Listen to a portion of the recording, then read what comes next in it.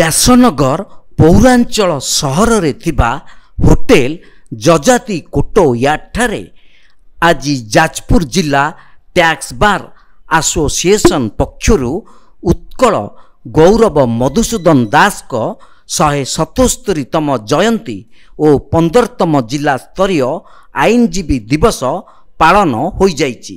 ଏହି ଅବସରରେ ଓକିଲ ସଂଘର ନବନିର୍ବାଚିତ ହୋଇଥିବା ସଭାପତି ଓ ସମ୍ପାଦକ ମାନଙ୍କୁ ଅତିଥିମାନଙ୍କ ଦ୍ୱାରା ସମ୍ବର୍ଦ୍ଧିତ କରାଯାଇଥିଲା।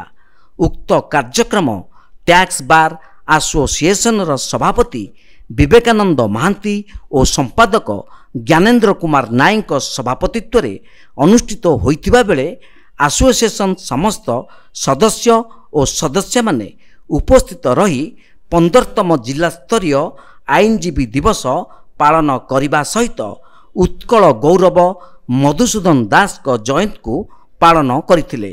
ଆଜି ଆମେ ଗୌରବ ଅନୁଭବ କରୁଛୁ ଯେ ମଧୁବାବୁ ଯାହା ଦେଇଛନ୍ତି ଆମେ ତାଙ୍କୁ ଆମେ ଅଙ୍ଗେ ନିଭଉଛୁ। ପ୍ରତ୍ୟେକ ଓଡିଆ ଆଜି ଗର୍ବିତ। ଆମେ ଓଡିଆ ଭାରି ବଢିଆ ଯୋଉ କଥାଟି ଚାଲିଛି ସେ ମଧୁବାବୁଙ୍କ ପାଇଁ ଖାଲି ହେଇଛି। ତେଣୁ ଆମେ ଉତ୍କଳ ଗୌରବ ମଧୁସୂଦନ ଦାସଙ୍କ ଜୟନ୍ତୀ ଅବସରରେ ତାଙ୍କୁ ସଦା ଆମେ ସୁମନ ଜ୍ଞାପନ କରିବା ଅବସରରେ ସମସ୍ତଙ୍କୁ କହୁଛୁ ଯେ ମଧୁବାବୁଙ୍କର ଆଦର୍ଶରେ ସମସ୍ତ ଅନୁପ୍ରାଣିତ। ଆମେ ଦୀର୍ଘ 10 ବର୍ଷ ହେଲା ସେ ପ୍ରସ୍ତାବ ରଖି ଆସୁଛୁ। ଯାଜପୁର ରୋଡରେ ଉତ୍କଳ ଗୌରବ ମଧୁସୂଦନ ଦାସଙ୍କ ପ୍ରତିମୂର୍ତ୍ତି ନାହିଁ।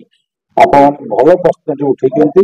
ସମସ୍ତେ ପ୍ରତିଶ୍ରୁତି ଦେଇଛନ୍ତି ଜିଲ୍ଲାପାଳଠାରୁ ଆରମ୍ଭ କରି ପୂର୍ବତନ ଅର୍ଥମନ୍ତ୍ରୀ ସହିତ ଏବଂ ଏମଏଲଏ ମଧ୍ୟ ସମସ୍ତେ କହୁଛନ୍ତି ଆମେ ପ୍ରତିମୂର୍ତ୍ତିଟେ କରିବୁ, କିନ୍ତୁ ହେଇପାରୁନାହିଁ। ସେଥିରେ ଏଡିଏମ୍ କହିଥିଲେ ନହକା ଛକରେ ହବ ବୋଲି, କିନ୍ତୁ ବିଜୁ ବାବୁ ଆସିଲେ ଉତ୍କଳ ଗୌରବ ମଧୁସୂଦନ ବସି ପାରୁନାହାନ୍ତି ଏପର୍ଯ୍ୟନ୍ତ। କିନ୍ତୁ ଆମେ ଦୃଢ ପ୍ରତିଶ୍ରୁତି ଦଉଛୁ ଆଗାମୀ ବର୍ଷ ଭିତରେ ଯେକୌଣସି ଜାଗାରେ ବ୍ୟାସନଗର ସହରର ପ୍ରମୁଖ ସ୍ଥାନରେ ଆମେ ଉତ୍କଳ ଗୌରବ ମଧୁସୂଦନ ଦାସଙ୍କର ଏକ ପ୍ରତିମୂର୍ତ୍ତି। ଯାଜପୁର ବ୍ୟାସନଗରରୁ ଜ୍ୟୋତି ପ୍ରକାଶ ଭୂୟାଙ୍କ ରିପୋର୍ଟ, ତୀର୍ଥକ୍ଷେତ୍ର ଲାଇଭ୍।